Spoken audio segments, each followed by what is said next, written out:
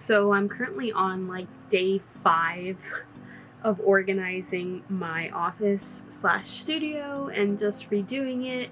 And because I was doing a full-blown organization and it is January, I was like, I'm just gonna go ahead and invest in something that will help me with my business, because I officially ran out of something specifically that I would need my manufacturer to do, but I don't want to order from them anymore. And that is tote bags. So I decided to buy a whole sublimation station, and my sublimation machine is here today. The printer doesn't get here till Friday, so I won't be able to finish like that portion of the setup till Friday, but the machine is here, so we're gonna go ahead and open it up. So I knew that this was gonna be heavy because the box was so heavy, but I did not expect it to be this heavy.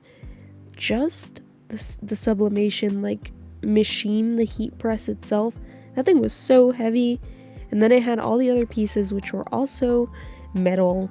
So I was like, I'm gonna just fast forward all of this because it took me a while to unpack everything, just because I am a weakling and I was by myself, and it was I think midnight, and my boyfriend goes to sleep so early, so I didn't have any help. I had to look up how to set this up and stuff, which is what I was doing here.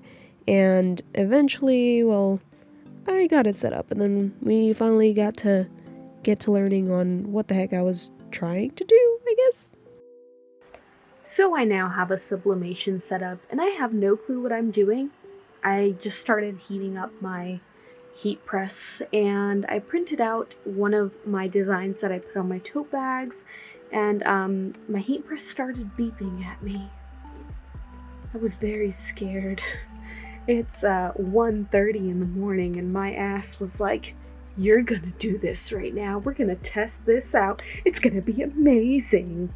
Not knowing that the thing's gonna beep at me. I walked into my room and I told my boyfriend, hey, if the sublimation... No, if you hear a beep... if you hear a bippin'... If you hear a beeping, it is my heat press. He's fast asleep, by the way, so he will probably still wake up and think that the house is on fire.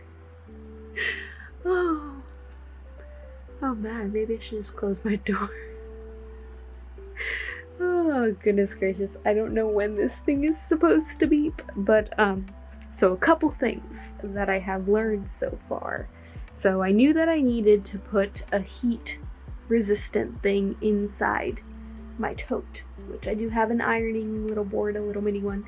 I knew I had to tape down the design, but because this is, I think, a cotton poly mixed tote, I had to spray some spray on it so that the design will stay on it.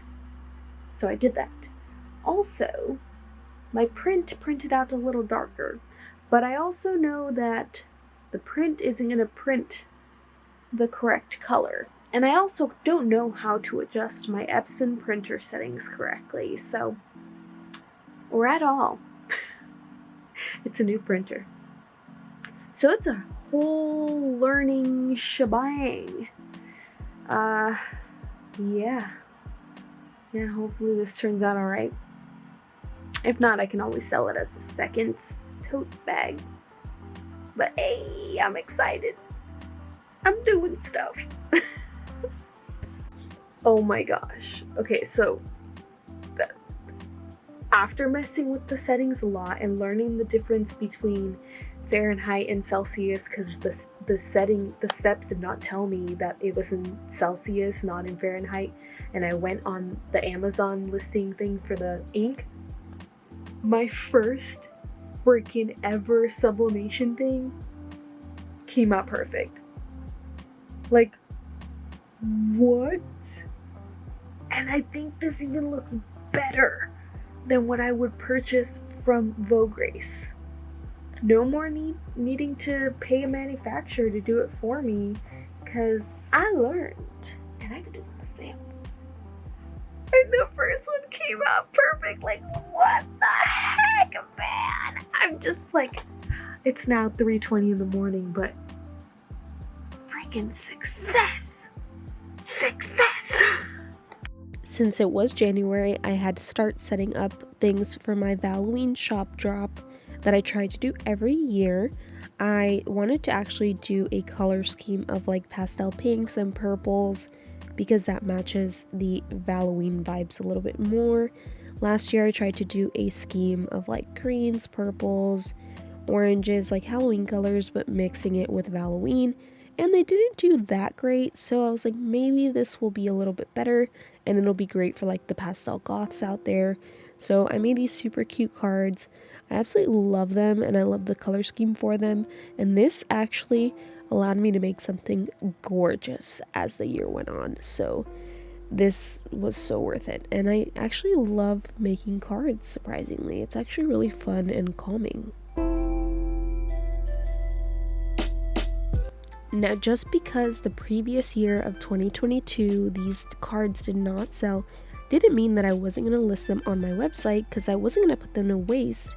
And I actually was glad that I did, because I actually ended up selling these pretty immediately. There was a customer that owns a Patreon shop, and she does like little like, you know, cards that she gives away, stickers and things like that every month from different businesses, and she really liked my cards, so she ordered some for her patrons, and I was super excited about it. So I did get one of my first orders of the year, and they were these amazing Halloween cards that I made.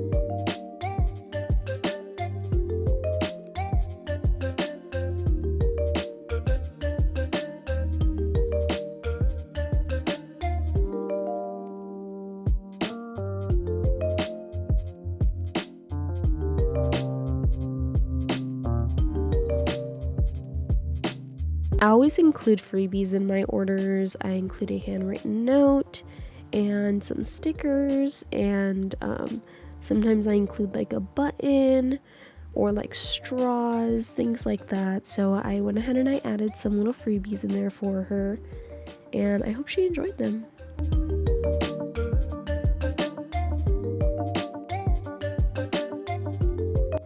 I thought I was ready to ship out the order, but after putting it in the package, I was like, you know what, I think I should add some bubble wrap to this.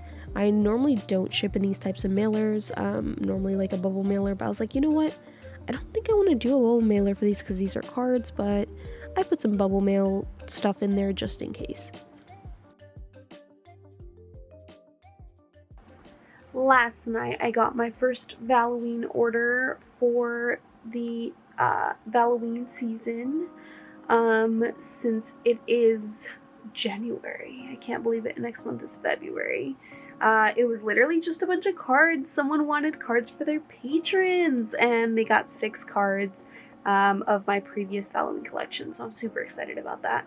So my boyfriend's gonna ship that out for me today because I have stuff to do, and he's going out already, so he's gonna drop them off.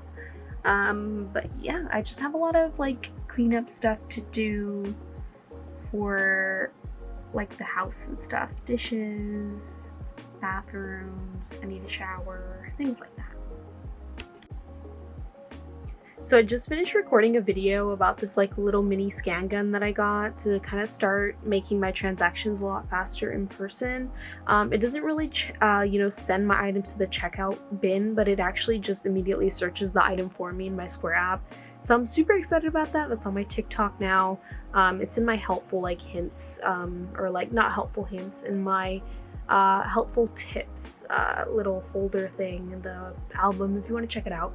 And yes, my face is breaking out really bad. Don't mind me. Stress these past couple of days has been really bad. But right now I am currently planning out my booth setup. This is only one out of the 3 sites for Hill Country Comic Con. That is my next convention in March. That is probably going to be one of my biggest conventions when it comes to my setup. I do already have 5 conventions like lined up and paid for this year, which is like because that's definitely going to be the most conventions I've ever done in a year, but this is like my year to shine, and I'm just trying to be a little more organized, make a little more money. And my best friend Kathleen, owner of Kawaii Art Cafe, that is also on YouTube and has some amazing helpful videos, as well as Artist Alley videos and studio vlogs if you want to go ahead and check her out.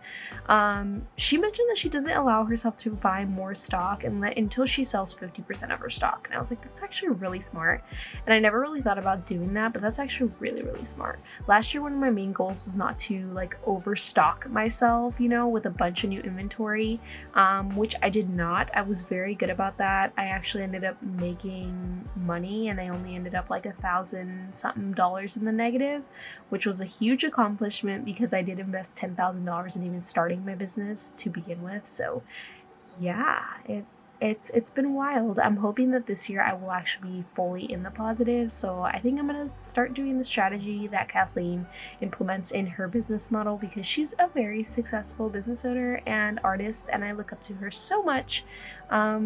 But yeah, it's kind of what I'm up to right now. Tomorrow we're going to IkiCon. When I'm recording, it is January 20th, and it is 7, almost 8 p.m. So yeah, I'm just trying to chill. I know February will definitely be full of me working. I actually got to start planning my calendar for February and not slack at all, which also incorporates days for mental health, hanging out with friends, as well as working out. So yeah, it is January 24, and today I'm gonna be doing generating barcodes for my items that I'm gonna be taking to Hill Country Comic Con in March. I also need to add them to all the items I have ready for that convention, which I started storing in these guys, which are like technically for underwear in like a drawer, and then I also started storing them in these ones as well, which are also for drawers. So I have to tag all of that. I have to finish reviewing items for Amazon because I'm an Amazon reviewer, and they sent me some things that I chose but are great for me to use, so I need to go ahead and review those. And if I have time, I need to go ahead and start tagging things that I'm going to be taking to consignment, because I'm restocking at Level Up Art Gallery and Carolina's Antiques, which is one of the newest shops that I'm in consignment in, and those are currently the only 2 I'm in consignment in right now. So yeah, that's pretty much what I'm going to be doing today. So I use Square as my website platform, and one thing that they don't let you do as part of like the mid-tier membership is create barcodes so you can scan your items really quickly and check people out. So I kind of found a little workaround around that and found a website on how I can make my own barcodes utilizing the SKUs that I generate in Square. So that's what I do, and it helps me find my items really quickly when I'm at events and saves me so much time and not having to scroll, because I have over 200 items, and sometimes I take them all, sometimes I don't. So yeah, this is kind of my little process here. If y'all want a little tutorial on how to do this, definitely let me know. I wouldn't mind showing y'all. It definitely has been a huge time saver for me at conventions. It is a bit time consuming because I of course have to manually create the barcode like picture and stuff, and then of course I have to add them to the packaging, but like I said, it saves you so much time at conventions and you can get so many more customers in.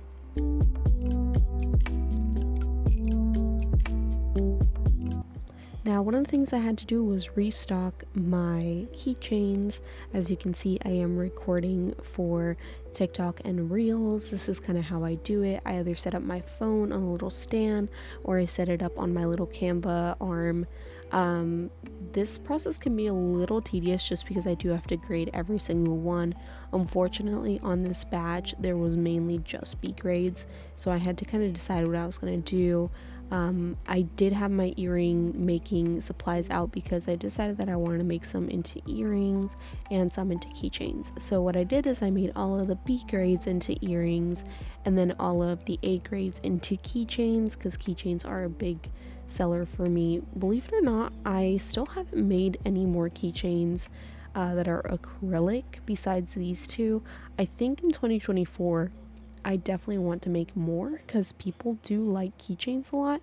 But yeah, this is kind of my little grading process. And the way I grade them is depending on chips and scratches. And even if it's minor, they are a B grade. I am very nitpicky when it comes to my art and what I sell. Quality is the best thing. You know, I try to sell y'all quality because I don't want to sell y'all something, you know, bad. Even if I just notice it, you will notice that most artists will say, hey, this is a B grade. Most of the stuff that's wrong with it, I only notice. That's how it goes most of the time. So it's January 26th today, and I just got a wholesale order. First one of the year, y'all. I got it for Spooky Tombstone Ghost Ita bags, which if you don't know, I now sell Ita bags. They're super cute. They fit about 18 to 20 small pins that are like 1.5 inch to 1.25 inch. So they're small pins. You can fit about 18 to 20 of those, or just a couple big ones. But yeah, so I just got a wholesale order on Fair, and it's great timing. I ship really quick, even though my Fair says literally 14 days is like my max ship time, but I literally have it set to that because what if I get sick, or what if I'm on vacation, or it's for like stickers. Let's say I have to make stickers because I don't have enough of that one design. Those are set to made to order and stuff like that. But bags, I got you, fam. Shipping them out tomorrow. Literally got everything accepted the order right now. So yeah, let's go ahead and pack up a wholesale order, because I really needed the money right now. Because I don't know if y'all know, but at the beginning of the year is when you have to pretty much pay up front for all conventions that you're doing, and it gets pretty hectic.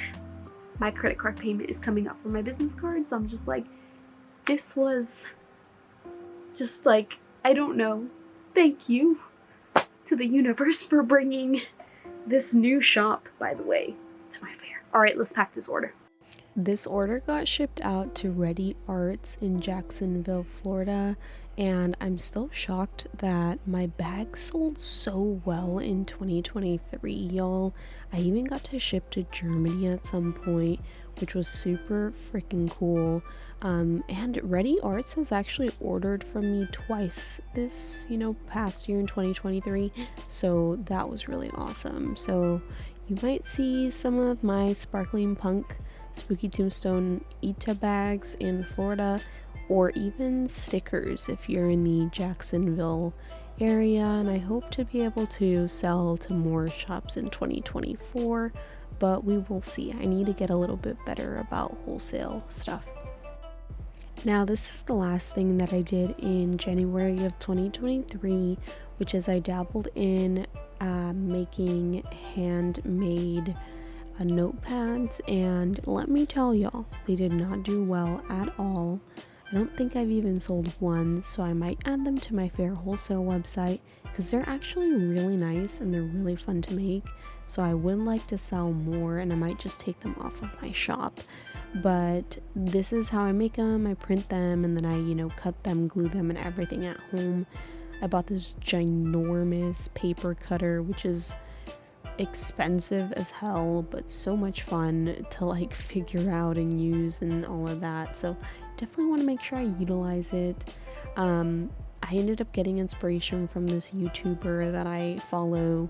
I think she's in Portugal, and she is also an artist. She does Artist Alley videos and stuff. So yeah, after I saw her video, I bought like all the stuff, and like I said, handmade notebook making is super awesome. I will say that it's time consuming, but I highly recommend it. And in case y'all didn't know, I'm always recording stuff for my Instagram and YouTube, which is why you constantly see my phone going off in the background of my reel or TikTok playing, on and on and on while I'm working on stuff. But yeah, this is how my January of 2023 ended. Don't forget to like and subscribe, and I will try to finish posting the rest of my studio vlogs of 2023 very soon. Have a good one, y'all.